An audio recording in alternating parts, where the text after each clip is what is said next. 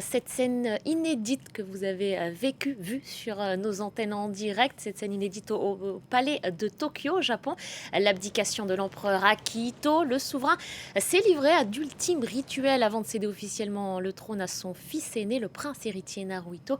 L'archipel tourne une page de son histoire, mais le prince héritier ne succédera officiellement à son père qu'à partir de minuit ce 1er mai. On prend tout de suite la direction de Tokyo, on retrouve notre correspondant sur place, Constantin Simon. Bonjour Constantin, vous l'avez vu et vécu vous aussi cette cérémonie d'abdication, une passation de titre. On peut revenir un instant sur le déroulé de cette cérémonie. On l'a vu rythmée de plusieurs rituels auxquels s'est livré l'empereur Akihito. Oui, tout à fait. Il faut rappeler que, à l'origine, l'empereur du Japon est véritablement le premier prêtre de la religion Shinto, cette religion animiste japonaise. Il a donc une fonction à l'origine divine, et c'est bien ce qu'on a vu aujourd'hui avec des cérémonies donc religieuses qui ont été achevées par cette abdication il y a seulement quelques minutes. Un moment véritablement important pour les Japonais, puisqu'il n'était pas arrivé depuis plus de 200 ans maintenant qu'un empereur abdique de son vivant. L'ex-empereur maintenant, Akihito, a donc eu quelques mots.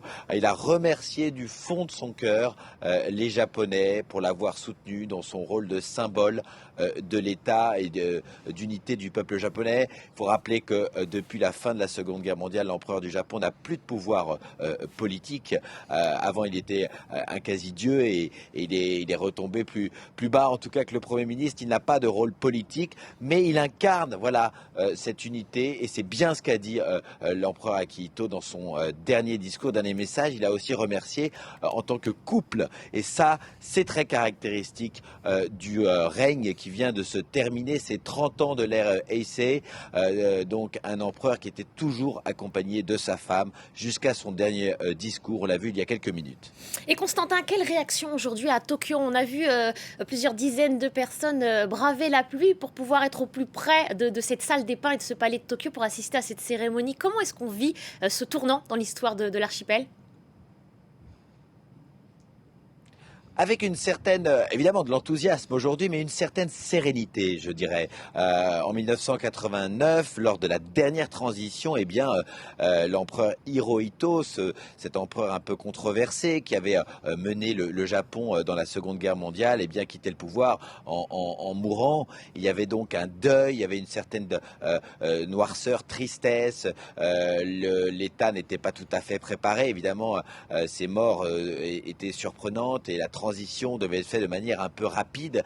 Là, c'est tout l'inverse. Si vous voulez, en 2016, Akihito a demandé à partir. Cela a déclenché tout un processus, et les Japonais ont véritablement eu le temps de se préparer.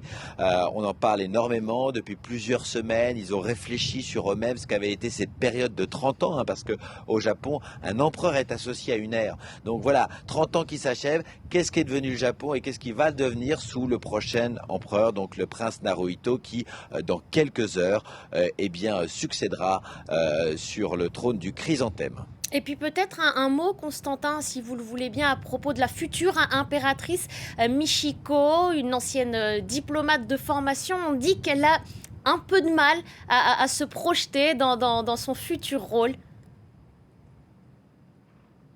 Oui, tout à fait. Alors c'est Masako. En Masako. fait, c'est une ancienne diplomate, une ancienne, la princesse Masako était une diplomate.